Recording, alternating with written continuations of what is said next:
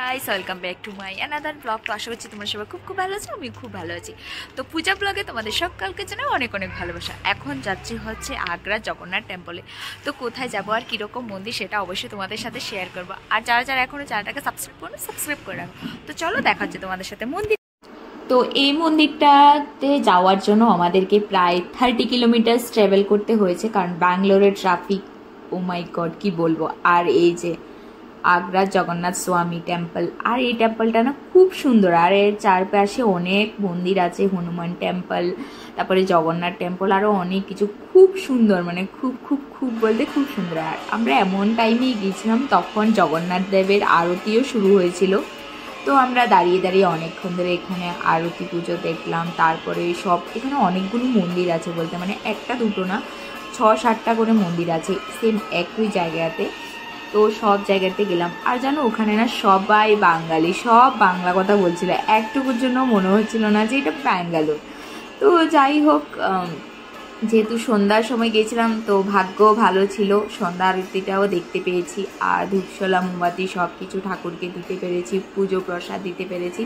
এটাই অনেক, যে মানে ঠাকুরের যখন গেলাম তখন অ্যাটলিস্ট পুজোটা করতে পারলাম, এটাই অনেক।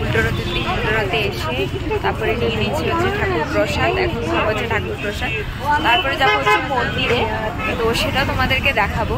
তো চলো, ওইখানে হচ্ছে মন্দিরটা।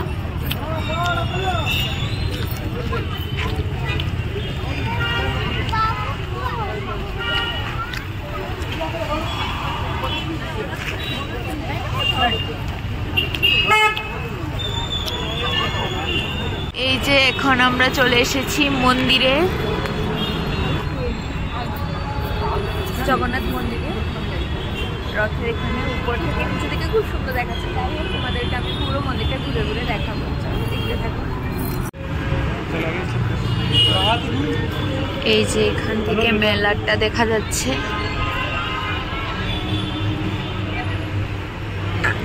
বৃষ্টি এইতেছে, দেখো মন্দিরটা কত সুন্দর। মন্দিরটা কিন্তু অনেক সুন্দর, আগ্রা জগন্নাথ টেম্পল।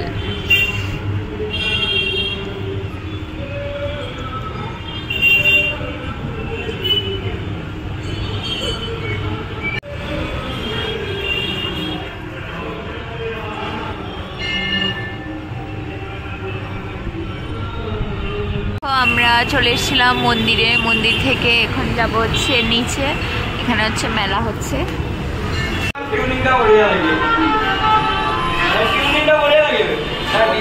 এই যে দেখো রথ, এখানে রথের মেলার ব্যাগ, মন্দির, আর সামনে হচ্ছে মেলা, আর এই হচ্ছে ঠাকুর রথ। দেখো এখান থেকে নিয়ে নিয়েছি এটা, আর হচ্ছে কানের। আমরা চলে যাবো হচ্ছে বাড়ি, এখন হচ্ছে অন্য কিছু শপিং করবো। তো চলো,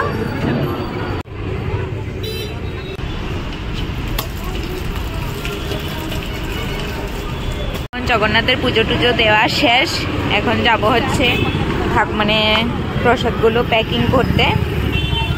তো প্রসাদ প্যাকিং করে প্রসাদ খেয়ে আরেকটু মেলা ঘুরে চলে যাব বাড়ি।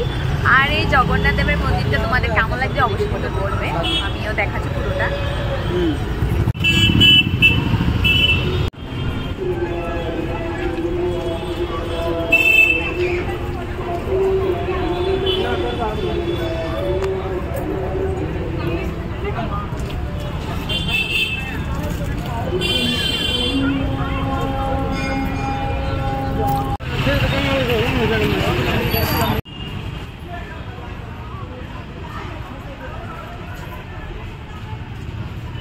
এখানে রথ আর ঠাকুর তো তোমাদের সাথে দেখিয়ে দিলাম।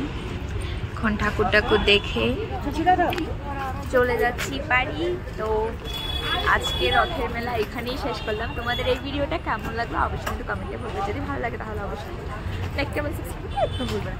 সো ওটা দেখা হচ্ছে তোমাদের সাথে নেক্সট ব্লগে।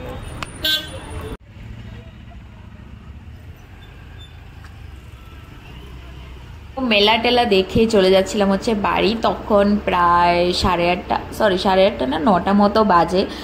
কারণ এখান থেকে যেহেতু 2 ঘন্টা ট্রাভেল করতে হবে, 2 ঘন্টা না 30 কিলোমিটার্স, এখানে ব্যাঙ্গালোরের রাস্তা 30 কিলোমিটার্স, মানে শুধু ট্রাফিকের জন্য প্রচুর প্রচুর লেট হয়, এত পরিমাণ ট্রাফিক। আর এই মন্দিরটা যেহেতু শারজাপুর রোডে ছিল, আর শারজাপুর কোরমাংলা ওই সাইডে তো ট্রাফিকের পরিমাণ খুব খুব খুব বাজে অবস্থা। যারা ওই সাইডে থাকে তারা অবশ্যই বলতে পারবে। তো তোমাদের এই রথের মেলার ভিডিওটা যদি